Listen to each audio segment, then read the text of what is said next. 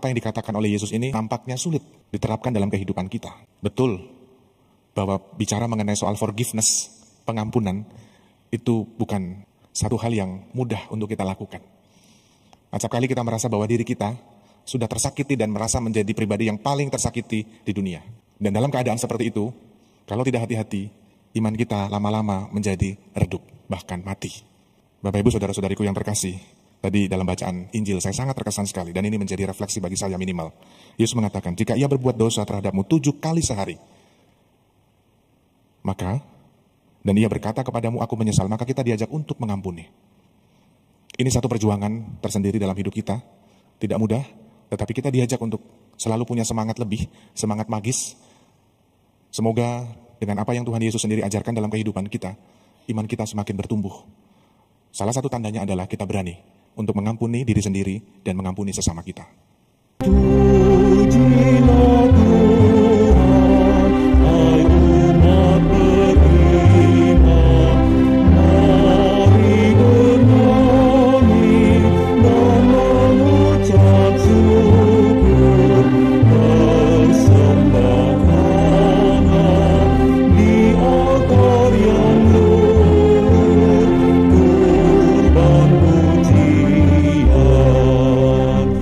Dalam nama Bapa dan Putra dan Roh Kudus. Amin. Tuhan bersamamu. Dan bersama rohmu. Suster, frater, ibu bapak, saudara-saudari, teman-teman muda, serta anak-anak yang dikasihi Tuhan. Hari ini kita memasuki pekan biasa ke-32 di hari Senin. Dan kita bersama-sama memanjatkan rasa syukur kita kepada Tuhan atas anugerah kasih dan berkat-Nya dalam kehidupan kita. Kita juga bawa wujud-wujud pribadi kita, keluarga dan komunitas kita, dan juga intensi-intensi yang tadi sudah ditayangkan dan kita doakan bersama. Mari mengawali Ekaristi pada pagi hari ini, kita datang kepada Tuhan memohon ampun atas segala dosa dan kelemahan kita, agar kita sungguh layak dan pantas merayakan misteri suci ini. Saya mengaku pada Allah yang Maha Kuasa dan kepada saudara sekalian, bahwa saya telah berdosa dengan pikiran dan perkataan, dengan perbuatan dan kelalaian. Saya berdosa, saya sungguh berdosa. Oleh sebab itu saya mohon kepada Santa Perawan Maria, kepada para malaikat dan orang kudus, dan kepada saudara sekalian, supaya mendoakan saya pada Allah, Tuhan kita. Semoga Allah yang Maha Kuasa mengasihani kita, mengampuni dosa kita, dan menghantar kita ke hidup yang kekal. Amin. Tuhan kasihanilah kami. Tuhan kasihanilah kami. Kristus kasihanilah kami. Kristus kasihanilah kami. Tuhan kasihanilah kami. Tuhan kasihanilah kami. Marilah berdoa.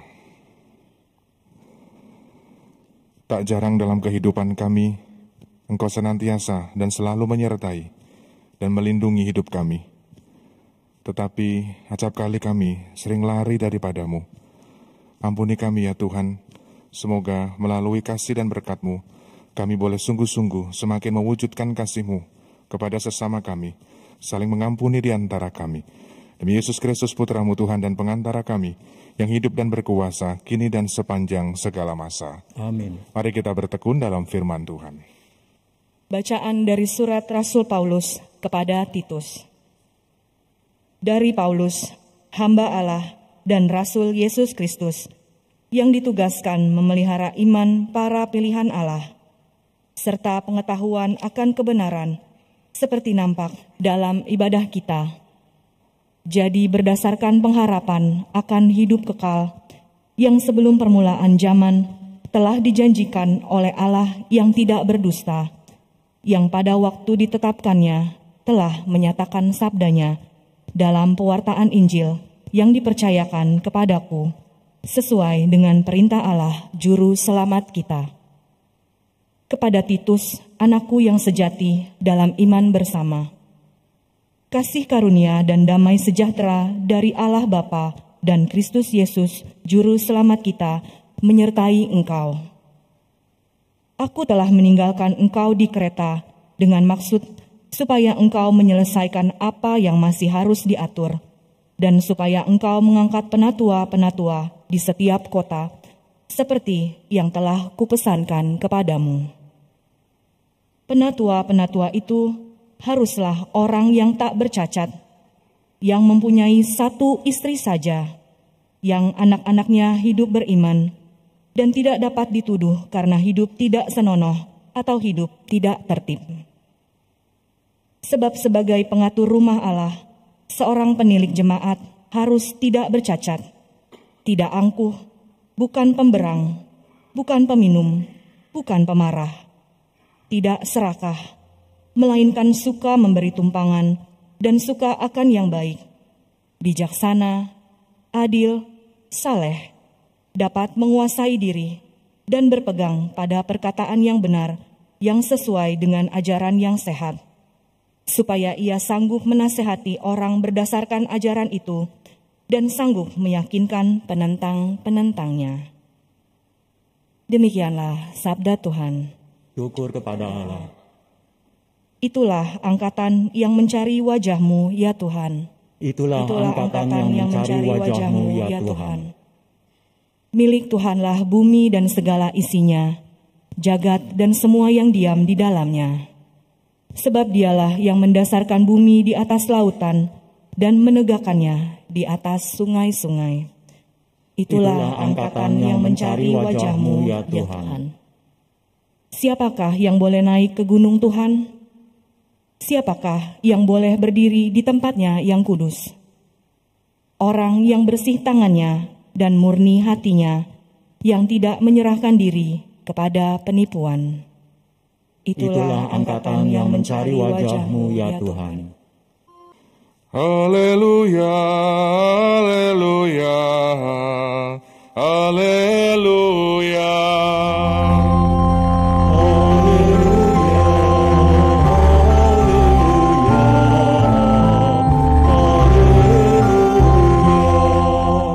Hendaknya di dunia ini kalian bersinar seperti bintang-bintang, sambil berpegang pada firman kehidupan.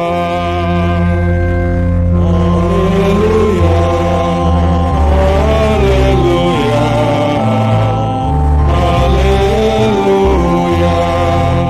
Tuhan bersamamu Dan bersama rohmu. Inilah Injil suci menurut Lukas. Dimuliakanlah Tuhan.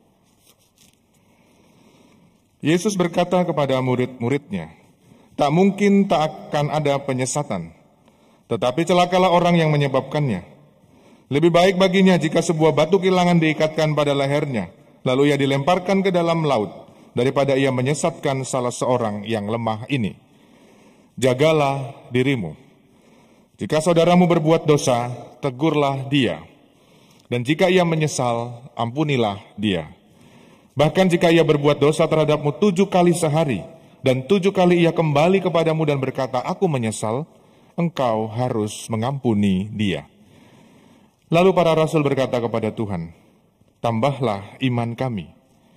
Tetapi Tuhan menjawab, jika kalian memiliki iman sebesar biji sesawi, kalian dapat berkata kepada pohon ara ini, tercabutlah engkau dan tertanamlah di dalam laut, maka pohon itu akan menurut perintahmu. Demikianlah sabda Tuhan. Terpujilah Kristus. Frater, suster, ibu bapak, saudara-saudari, saya ingin bertanya dulu ya kepada kita semua. Siapa di antara kita yang tidak pernah menyakiti hati sesamanya? Suster pernah menyakiti hati saya? Siapa di antara kita yang tidak pernah menyakiti hati sesamanya? Saya tunggu nih, ayo siapa yang? Atau pertanyaan yang kedua, siapa di antara kita yang pernah hatinya tersakiti? Oh, banyak pasti. Coba dari 2 pertanyaan ini menjadi 2 ekstrim ya, antara yang sebelah kiri dan ekstrim sebelah kanan. Yang satu, kita dengan pertanyaan pertama kita berpikir, pernah nggak ya saya menyakiti hati sesama saya? Mungkin bisa jadi perkataan-perkataan kita, perbuatan-perbuatan kita yang tidak kita sadari maupun kita sadari, saya kan cuma bercanda Romo, saya nggak tahu kalau itu menyinggung perasaan, dengan segala macam excuse dan lain sebagainya. Mungkin bisa jadi maksud kita bukan menyakiti hati sesama. Tetapi coba lihat pertanyaan yang kedua. Siapa di antara kita yang pernah hatinya tersakiti? Oh, bukan hanya pernah Romo, tiap hari. Bisa jadi. Bapak Ibu saudara-saudariku yang terkasih, dua ekstrim pertanyaan ini sebetulnya mau menunjukkan apa? Acap kali kita sebagai manusia, dengan segala kelemahan kita, keberdosaan kita seringkali kepingin, kecenderungan kita manusia, ingin selalu mendapatkan perhatian.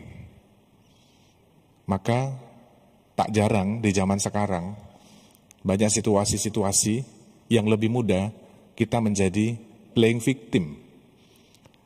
Jadi korban itu dalam arti tertentu enak ya, di zaman yang sekarang. Orang kan dulu berpikir, wah saya nggak mau jadi korban. Jadi korban itu nggak enak. Tapi bisa jadi di zaman sekarang kecenderungan kita manusia ada berubah mindset atau paradigma.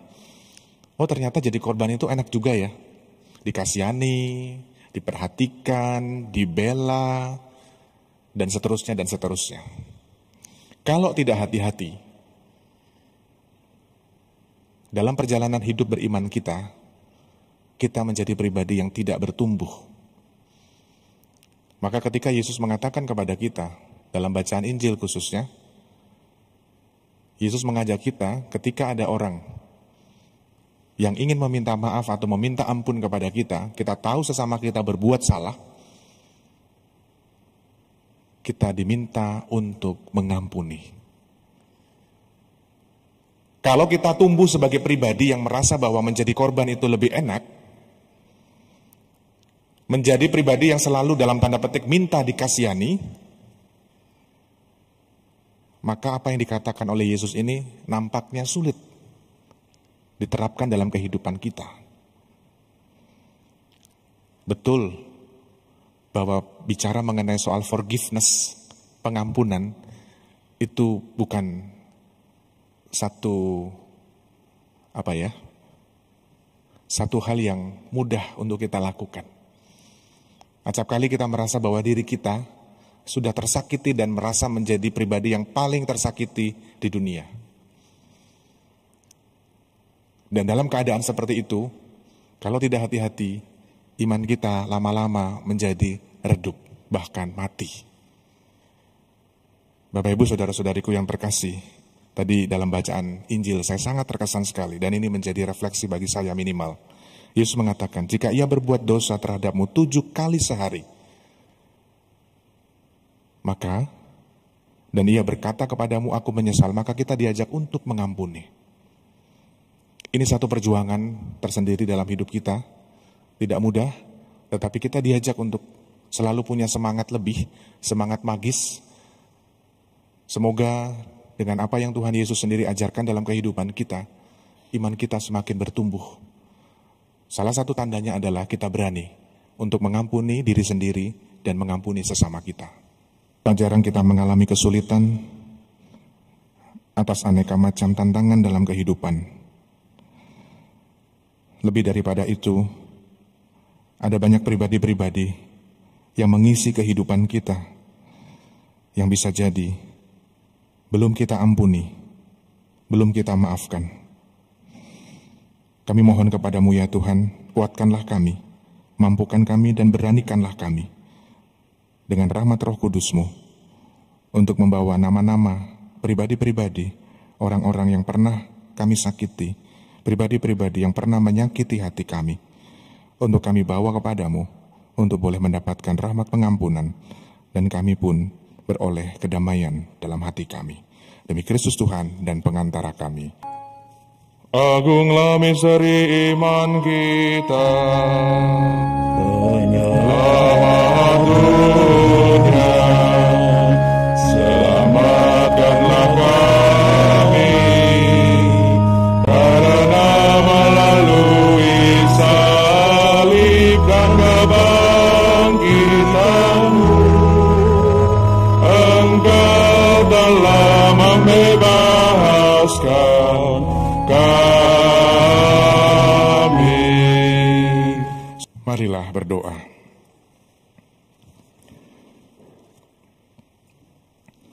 Tuhan yang Maha Kasih, syukur dan terima kasih atas santapan tubuh dan darah putra-Mu yang boleh kami sambut.